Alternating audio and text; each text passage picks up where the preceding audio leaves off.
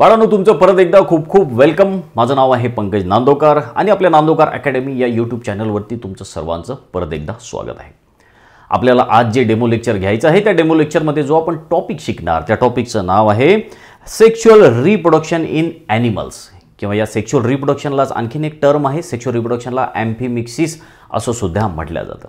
बघा, याच्या अगोदर तुम्ही शिकले असणार की जे एसेक्शुअल रिप्रोडक्शन आहे ते कोणत्या कोणत्या ॲनिमलमध्ये होते आणि कशा प्रकारे होते, कोणत्या कोणत्या मेथडनी होते, हे सगळ्याचा स्टडी तुम्ही कदाचित केला असेल।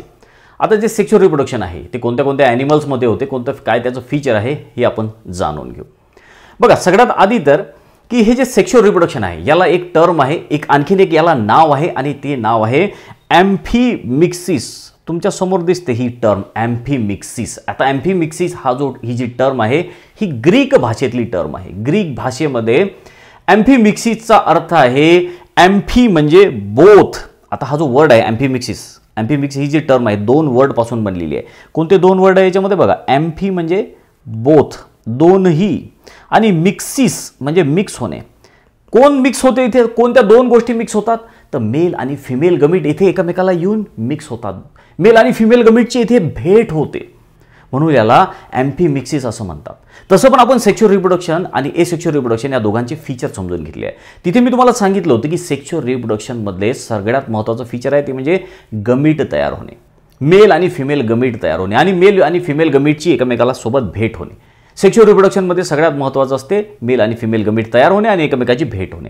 आता इथे मेल आणि फिमेल गमीट तयार होतात, एकमेकाला येऊन भेटतात, म्हणून या सेक्शुअल रिप्रोडक्शनला आपण ॲम्फिमिक्सिस असं सुद्धा म्हणतो। आता ही टर्म तुमच्या लक्षात आली असेल। आता सेक्शुअल रिप्रोडक्शनचे किंवा ॲम्फिमिक्सिसचे काही फीचर पण आहेत, आपण याच्या अगोदर पण शिकले आहे, परत एकदा याला रिवाइज करू। बघा, काय काय फीचर आहे। सगळ्यात पहिलं फीचर की सेक्शुअल रिप्रोडक्शनमध्ये गमीट फॉर्मेशन होते आणि ते मियोसिस या मेथडनी होत असते।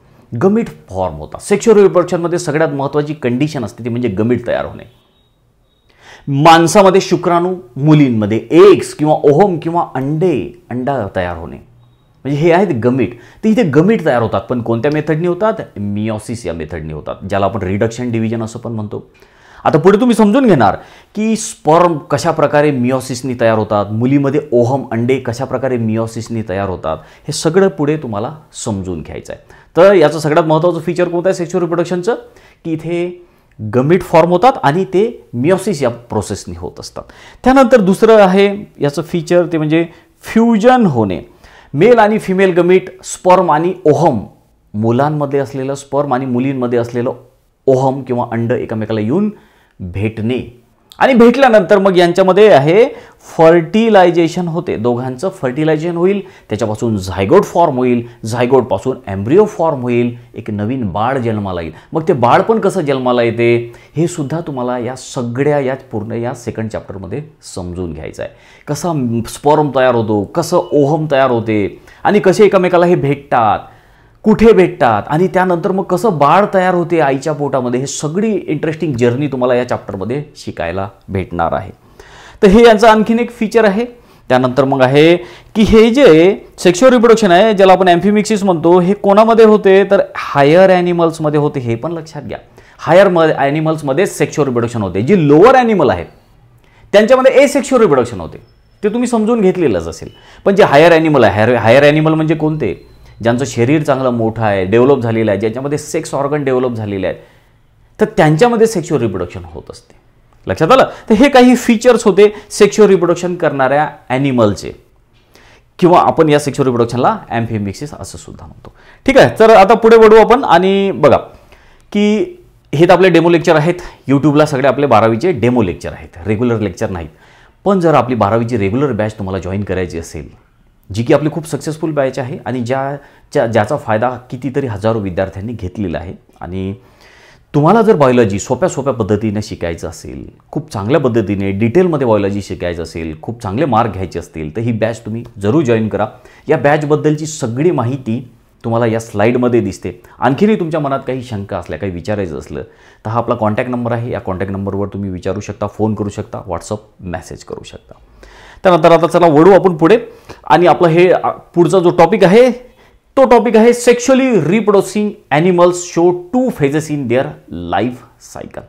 जे सेक्शुअल रिप्रोडक्शन करतात ॲनिमल्स, मग ते माणूस असो की कोणताही ॲनिमल असो, माणूससुद्धा हा ॲनिमल आहे.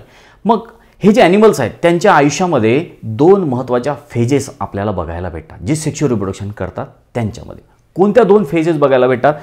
एक म्हणजे ज्युवेनाईल फेज आणि दुसरी आहे रिप्रोडक्टिव्ह मॅच्युरिटी फेज. तुमच्यासमोर दिसतात जे सेक्शुअल रिप्रोडक्शन करणारे ॲनिमल्स आहेत त्यांच्यामध्ये हे 2 महत्त्वाचे टप्पे तुम्हाला बघायला भेटतात, ज्युवेनाईल फेज आणि सेक्शुअल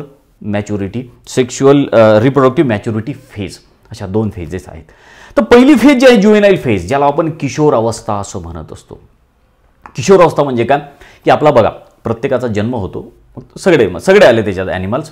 मग आपला जन्म होतो, मग हळूहळू आपण मोठं व्हायला लागतो है ना. मग आपलं शरीर मोठं व्हायला लागते, आपले रिप्रोडक्टिव्ह ऑर्गन मोठे व्हायला लागतात आणि आता आपण रिप्रोडक्शनसाठी रेडी होतो.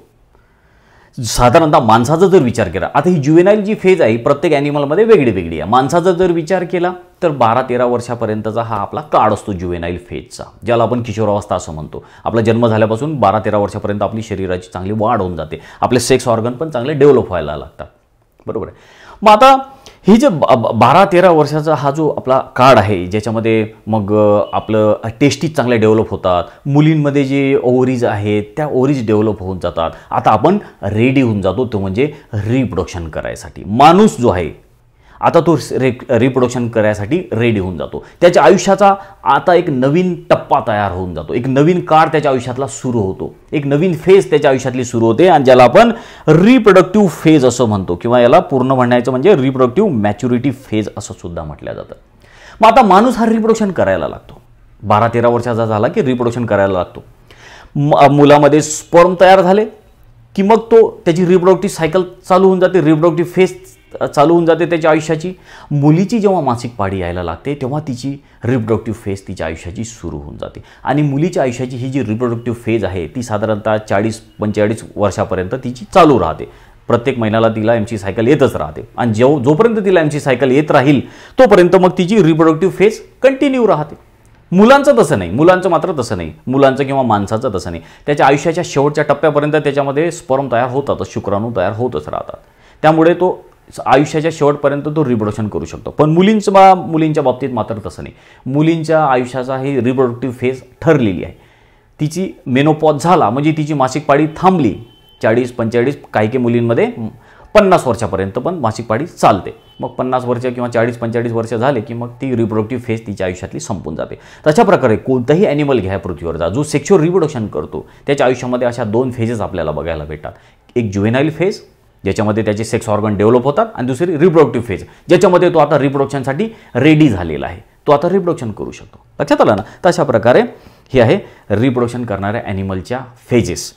आता त्यानंतर मग तुम्हाला आणखी एक छोटासा टॉपिक तुमच्या समोर दिसतो, तो म्हणजे कोणता आहे बघा, sexually reproduction animals show various breeding patterns. आता हे जे सेक्शुअल रिप्रोडक्शन करणारे ॲनिमल आहेत त्यांच्यामध्ये वेगवेगळे ब्रीडिंग पॅटर्न आपल्याला बघायला भेटतात. वेगळ्या काळामध्ये ते ब्रीड करतात. कोणते ब्रीडिंग पॅटर्न आहे बघा, 2 ब्रीडिंग पॅटर्न आहेत. एक म्हणजे सीजनल ब्रीडर्स आणि दुसरे आहे कंटिन्युअस ब्रीडर.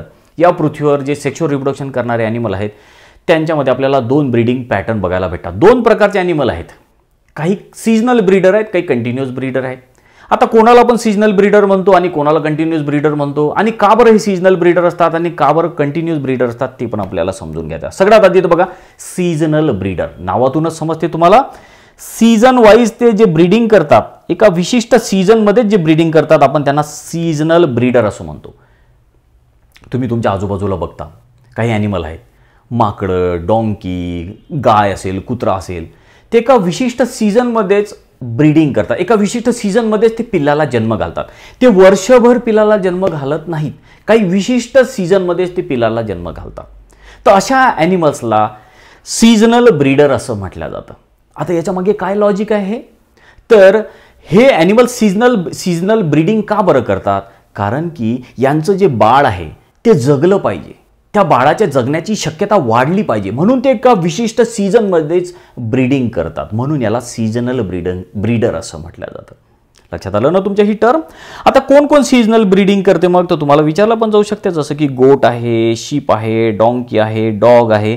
हे काही ॲनिमल सीजनल ब्रीडर आहे. विशिष्ट सीझनमध्येच ते ब्रीडिंग करतात, विशिष्ट सीझनमध्येच ते मुलाबाळांना जन्म देऊ शकतात. आता दुसरी कॅटेगरी आहे ती म्हणजे कंटिन्युअस ब्रीडर या ॲनिमलची.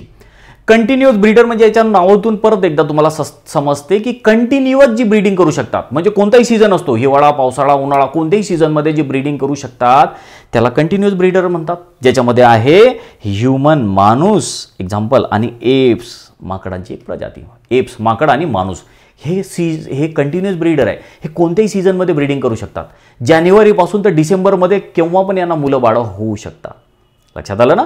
तर बघा तुम्ही माणसांचे कोणत्याही महिन्यामध्ये ते ब्रीडिंग करू शकतात, कोणत्याही महिन्यामध्ये त्यांना मुलं बाळं होतात. माणूस हा कधी पण मुलं बाळं पैदा करू शकतो, म्हणून अशांना आपण कंटिन्युअस ब्रीडर असं म्हणतो. तर जे ॲनिमल्स सेक्शुअल रिप्रोडक्शन करतात त्यांच्यामध्ये अशा प्रकारचे 2 ब्रीडिंग पॅटर्न्स आपल्याला बघायला भेटतात.